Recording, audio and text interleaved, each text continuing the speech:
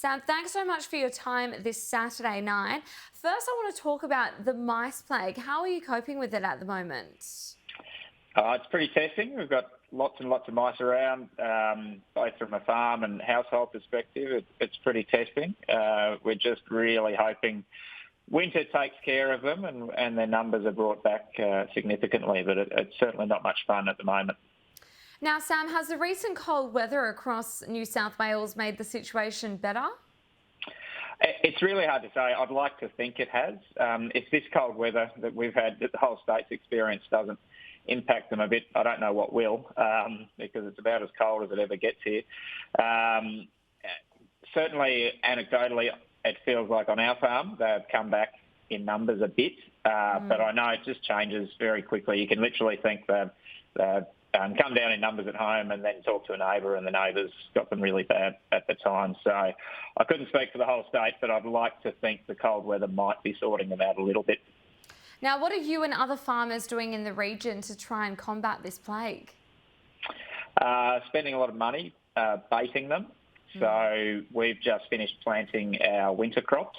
So we've been baiting around the perimeter of those paddocks to stop the mice coming in from the outside and either eating the seed or eating the seedlings as they come up out of the ground. And that's really all we can do at the moment. Just a lot of baiting to try and control them and hold them at bay.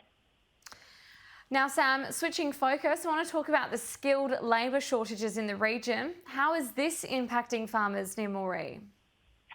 Yeah, it's really amazing. We're regional Australia and especially farmers, I'd say, are experiencing a real labour shortage at the moment. It's just all but impossible to find people. They're just not there.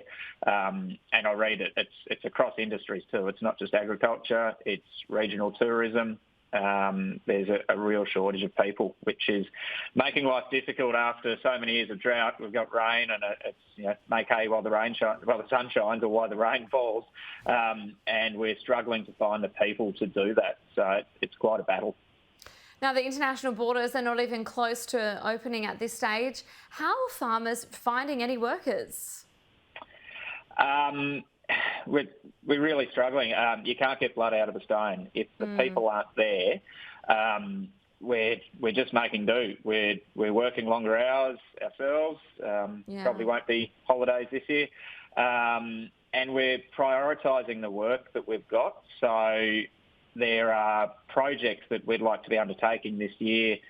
For example, a fencing project here on our farm that we probably just won't be able to do just because we don't have the people to do it, and we've got to prioritise the jobs that we can do. So that's planting and harvesting crops, which is a real shame, as I say, after all these years of drought, when there's a bit of money around and it's not being spent because we can't find the people to do the work. And that goes right across the community. There are, businesses in town that are almost in boom time because it has rained and the seasons are looking good, but they can't keep up because they don't have the staff to keep production up. Now, has the government given any indication when you'll get relief or assistance? It's really not something assistance or a handout can fix. What we need and what regional Australia has always needed is long-term investment in infrastructure so that we can attract people to come and live and work in these communities. So we need roads and housing and telecommunications and education, healthcare, all of those things, so that regional Australia is more attractive for people to come and live and work in. There's only so much we can do as a business. I've got jobs here that would pay $90,000 or $100,000 a year for a machinery operator, and you get a 3 or 4 bedroom renovated house with a tennis court and gardens, and we can't fill those jobs. So there's only so much we as a business can do. We really need the government to help to do more to attract people to regional Australia with the infrastructure that requires. Now, you were touching on drought earlier. We've gone from drought to the black summer bushfires for much of New South Wales. We've now had a mice plague and, of course, the skilled labour shortages. How is the mental health for farmers in the region? It's still 10 times, million times better than it was during the drought, I think. Bit of rain makes a big difference. We had a pretty good harvest last year, and we're looking like a pretty good season again this year.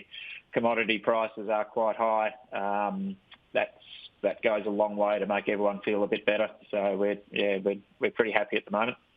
Speaking of rain, Sam, I touched on this earlier with you. We are now seeing latest climate outlooks suggesting we could have above average winter rainfall to end off winter and to start spring. Of course, that does always bring an enhanced flood risk, but it's very good news for our farmers. Yeah, absolutely. We'll definitely take an above average winter and spring rainfall here. We'll be very happy with that.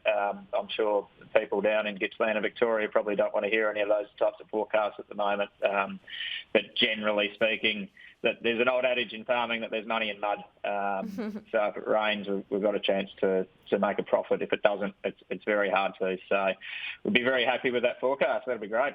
If you can make that happen, that'd be great. Thanks, Sam.